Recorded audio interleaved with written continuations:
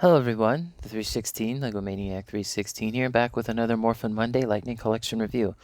This time, I got my hands on the Amazon exclusive Mighty Morphin Finster during the Prime Day, like early access deals or whatnot.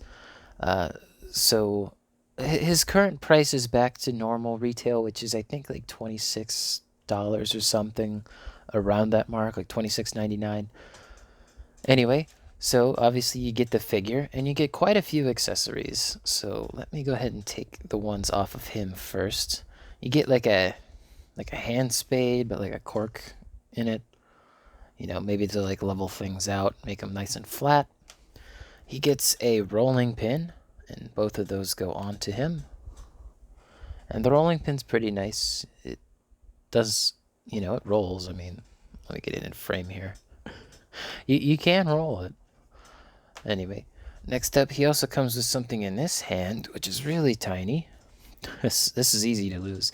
It's kind of like an X-Acto knife or just some kind of scalpel. Really, really small. It is painted at the tip, though, and I do appreciate that. No paint on the opposite end, though. A couple more accessories here. He does have a little magnifying glass necklace. I'm just going to leave it on the figure for right now. We can take a look at that later. Last couple accessories. He comes with a mold briefcase that has two removable putty figures, or micro action figures. One of which has the, I guess, drill hand or more spiked hand.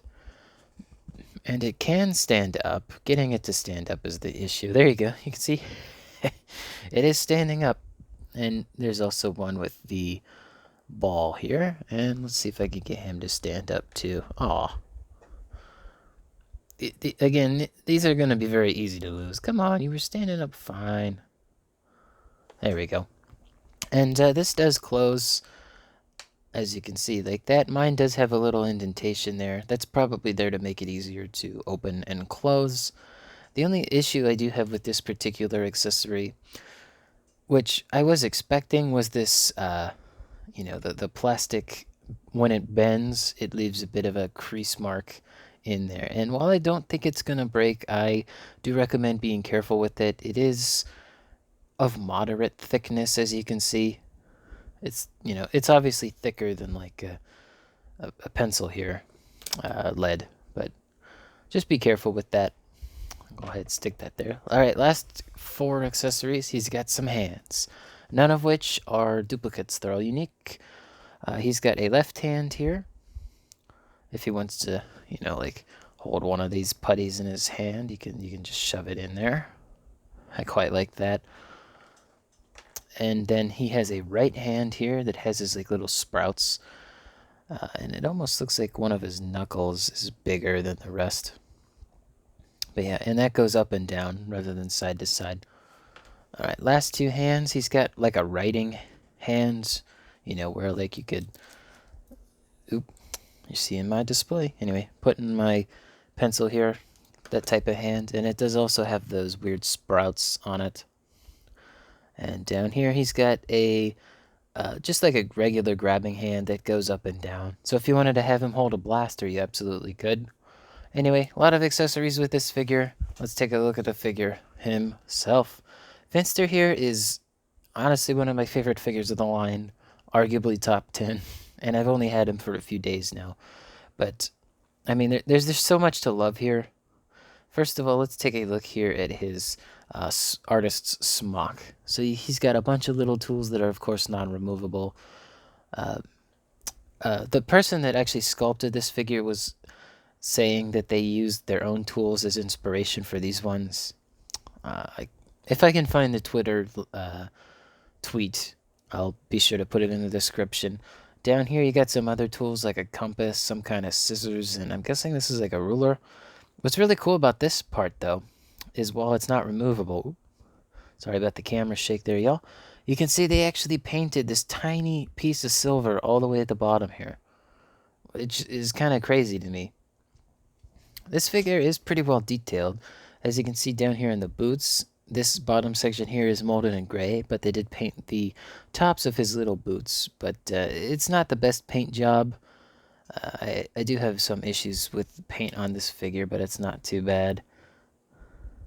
And then you got, just the regular ankle articulation there. Really nice feet. You even see like a tie here as well. And similar to the Rangers, they have that weird thing going over like right beneath where their toes would be. Not sure why that is. Never understood that. Anyway, as you can see here, a little bit of paint missing on my wrists. Not too bad. Not really noticeable. Not something I'm worried about. He's also got these 4 red dots that are painted. This one's seen better days, but the rest are good. Back of the figure, it's pretty much what you'd expect. He's very baggy. He doesn't have any double jointed articulated joints, which is fine given that this figure isn't going to be in action poses. It's going to be more in inaction poses. So obviously you're probably going to have him like in front of a table making stuff. But what is nice here is that the bottom part of the smock is movable, or you could just move the bottom part here and then shift everything over.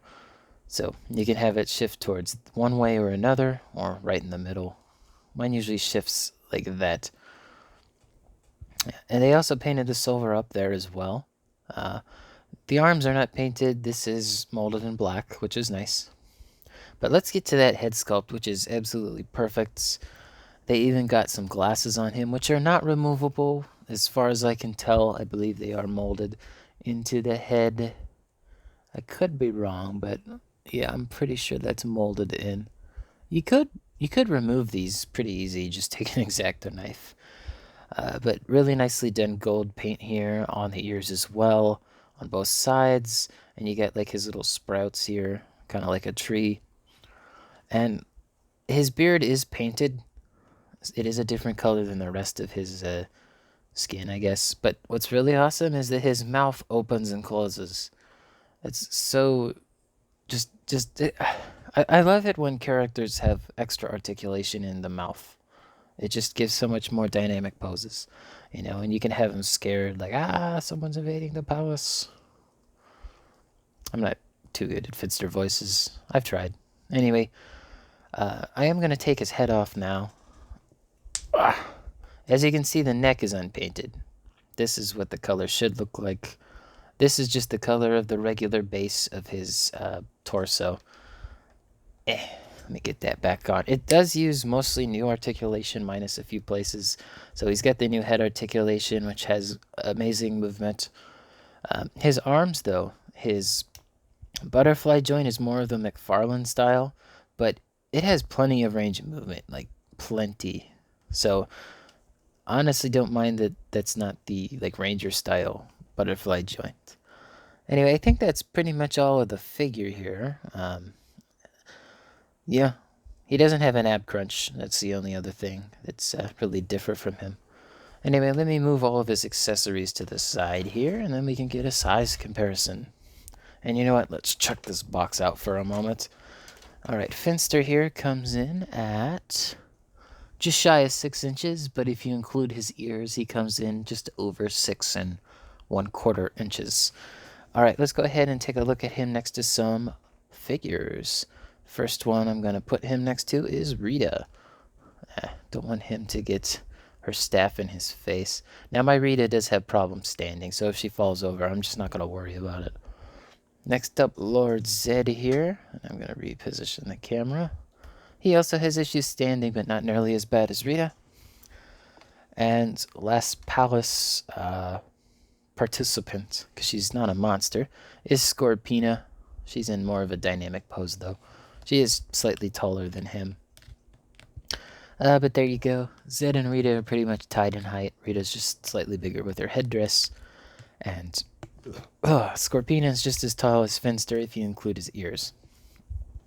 Alright, 2 more figures, and then we'll go ahead and take a look at the box. Last 2 figures, Pink Ranger, Mighty Morphin, of course, and Red, just so you can get some idea of scale. Anyway, that's your size comparison section done. Let's take a look at this box, which There's the front of the box. Here's the side of the box, which, if you didn't notice, it's actually wider than a regular box. If I put them... See, you can see he's just slightly bigger, width-wise, or depth-wise, rather, than a regular Lightning Collection box. So, yeah, I didn't show that off on camera. I got one of those sealed. But, yeah, back of the box, top, bottom. I did it in opposite order. A really nice box, but yeah, this is absolutely a must-buy figure for any Mighty Morphin fan, collector. It's really well done, and while I may not be a fan of Amazon, I'm still glad that this figure exists. It's amazing, and I just can't recommend it enough. It's so good. You can get him in so many different, like, tinkering poses. I absolutely love it. So thanks for watching. Let me know in the comments below what you think of this figure. Be sure to leave a like on the video. Helps others to find this video. Helps me out a lot too. Which also, subscribe, please, and hit the bell. Thanks for watching, y'all. Peace.